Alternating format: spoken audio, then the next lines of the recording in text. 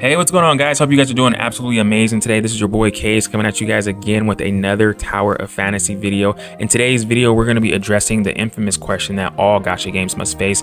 How free-to-play friendly is this game, or is it pay to win? This is a question that every gacha player is always wondering before getting involved into any type of gacha game. So in today's video, we're going to be addressing this question, and hopefully by the end of it, you guys are equipped with enough information to make a solid decision on whether or not you want to move forward with this game. So how does the gacha system actually work in Tower of Fantasy? Well, there are two types of banners. There are weapon banners and there are chip banners. Weapon banners has a pity count of 80. Chip banners have a pity count of 40. Now, the way that it actually works in this game is that pity count does not reset when you get an SSR early. So let's just say like you get an SSR at pity count 40, your pity count will not reset. It will remain at 40 and you will continue to progress all the way up until 80, where you're guaranteed to get another SSR. The same goes as follows for the chip banners.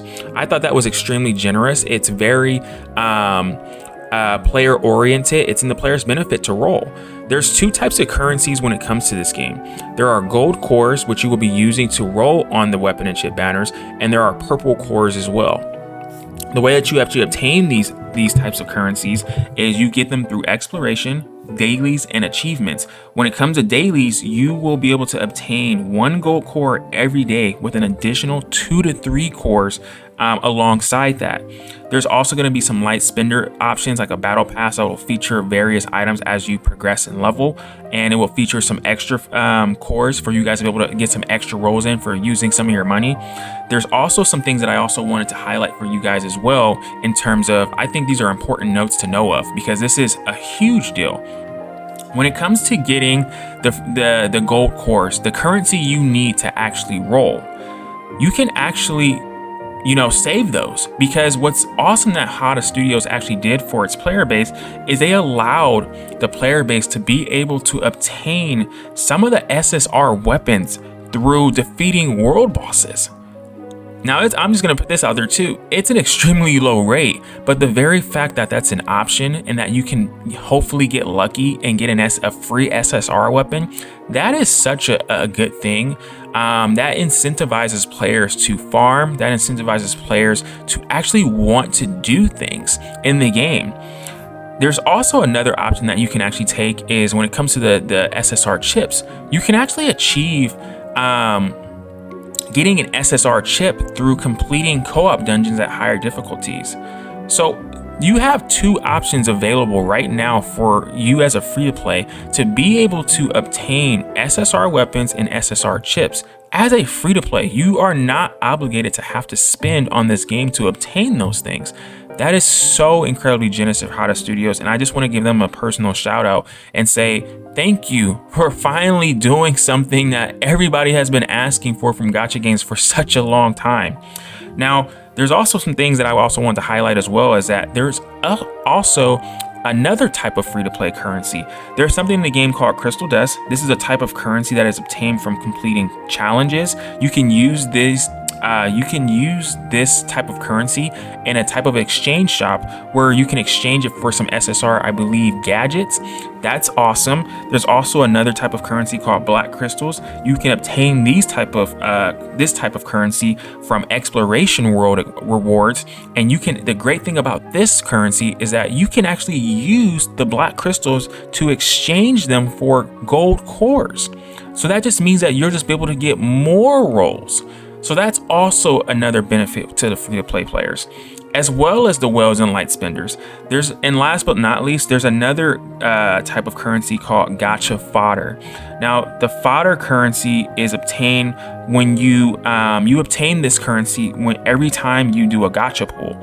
So it would be equivalent to like Star Glitter in Genshin Impact. You can use this type of currency to exchange for more wishes, or I believe it's SSR items or characters, whatever, it's SSR something. The very fact that you can exchange this type of currency for SSR stuff is practically an amazing thing.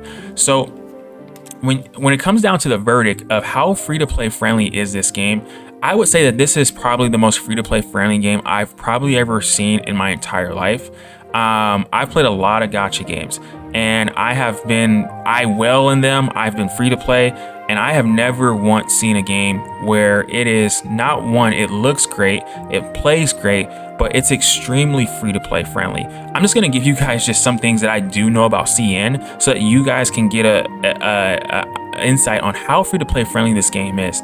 There are people that I talk to on the CN server who have a Awakening 6, and Awakening 6 is equivalent to a C6 character in Genshin Impact. They achieved that through free-to-play methods. They didn't spend a single penny, and there are a lot of free-to-play players who have achieved that. It's not just like that one lucky player. No, it's actually a lot of players in the community.